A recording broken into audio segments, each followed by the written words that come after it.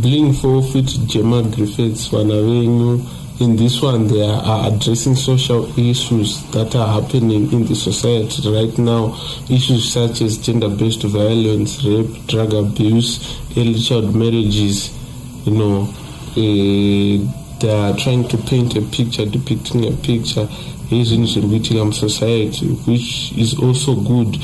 From his EP, he recently dropped a feature Gemma Griffiths, which is also amazing. I know it all his style Arab side, and it features him to come up with one nice, wonderful song, really inspiring. As they are crying to the Lord for help and in remembrance of their covenant with the Lord. That's what's up.